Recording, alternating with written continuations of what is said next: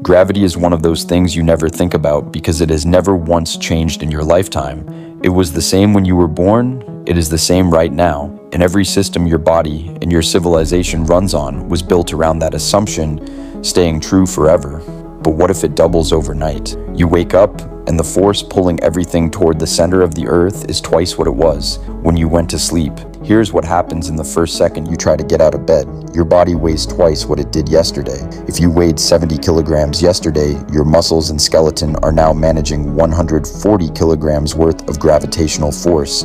Your muscles did not get stronger overnight. Your bones did not get denser. Everything that was calibrated for one level of gravity is now being asked to perform at double that load with zero preparation and zero warning. Most people will not make it out of bed on the first attempt, not because they are weak, because the muscular effort required to simply sit upright has doubled, and your nervous system has never practiced that movement at this load. Athletes will struggle. Elderly people and anyone with existing joint or bone conditions will be in immediate serious trouble. Now let us talk about what is happening to everything else. At the same time you are failing to get out of bed, every structure on Earth was engineered for one specific gravitational load. Bridges, skyscrapers, suspension cables, every single calculation an engineer ever made about how much weight a structure can hold assumed gravity was a fixed number. That number just doubled. The weakest structures go first. Older buildings with wide roof spans, structures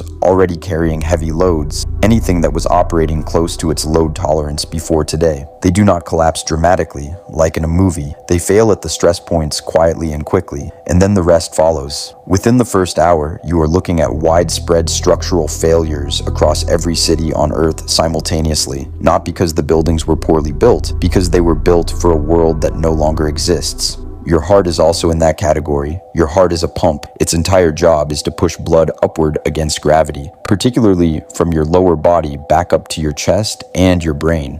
It has been doing this your entire life against a specific gravitational resistance. That resistance just doubled. Your cardiovascular system responds to increased circulatory demand by raising blood pressure. Double gravity means double the effort required to get blood from your feet to your head. Blood pressure spikes across every human body on Earth at the same moment. For healthy young people, this is survivable, but brutal. For anyone with any existing cardiovascular condition, this is a cardiac event. Hospitals are overwhelmed within the first 30 minutes. Now let us go outside. The atmosphere is a physical object. It has mass. Gravity holds it against the surface of the Earth, and the weight of all that air stacked above you is what we measure as air pressure. Double gravity means double the force pulling that atmosphere down. Air pressure at sea level nearly doubles. Breathing becomes noticeably harder. Not impossible for a healthy person, but the increased air density means your lungs are working against greater resistance with every breath.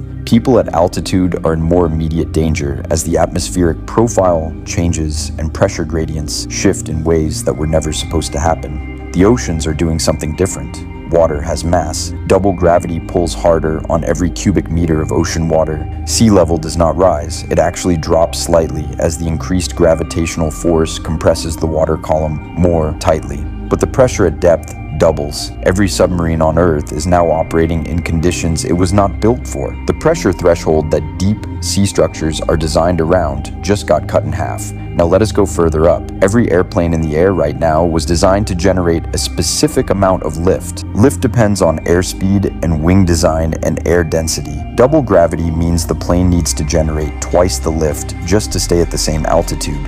That requires dramatically more speed or dramatically more engine power, neither of which is available on demand in the middle of a flight. Aircraft that are cruising at normal speeds begin losing altitude. Pilots have a narrow window to respond. Some make it, some do not. Anything in orbit is in a completely different situation. Satellites, the International Space Station, everything humanity has ever put in orbit was placed there at a very specific speed, calculated to balance the gravitational pull of the Earth at a specific strength. Double gravity means the orbital speed required to maintain that balance has changed. Satellites that were in stable orbits are now in decaying orbits. Without correction, burns, they begin to spiral inward. Most satellites do not have the fuel reserves for a correction burn of that magnitude on zero notice. Within days, you are looking at significant satellite loss, GPS, weather monitoring, communications infrastructure, all of it starts degrading as the orbital layer of human civilization begins coming apart. Plants are simpler organisms than animals, but they are not immune to this.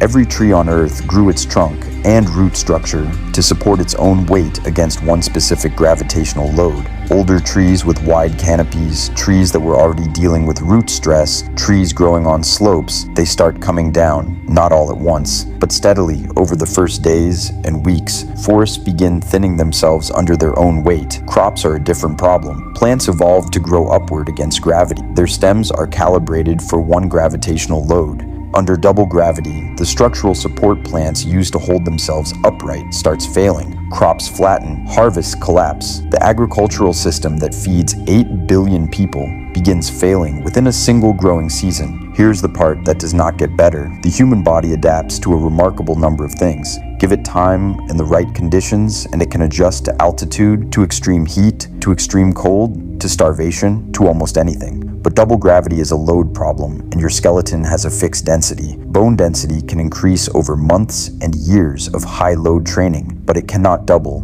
in response to an overnight change. The joints in your knees, hips, and spine are now absorbing twice the compressive force they were designed for every single moment of every single day. Chronic joint damage in the human population begins accumulating from day one. Standing becomes exhausting. Walking becomes a significant physical effort. Running becomes something only the physically elite can sustain for more than short bursts. The baseline energy cost of simply existing as a human being doubles. Food requirements go up. Caloric needs for basic survival increase significantly. At the same time, the agricultural system is failing. The supply and demand problem this creates is not subtle. The civilization that doubled gravity inherits is not the same one that went to sleep the night before. The infrastructure was built for a different world. The food system was built for a different world. The human body was built for a different world. And unlike most disasters where the cause eventually stops, this one does not. Gravity does not turn off. It does not ease up. It does not give the world a recovery period. Every single day after tomorrow is harder than the day before it in ways that compound on top of each other. Gravity feels like background noise because it has never changed. It is so constant that we built everything. Our bodies, our buildings, our satellites, our crops, our entire civilization on the assumption that it never would.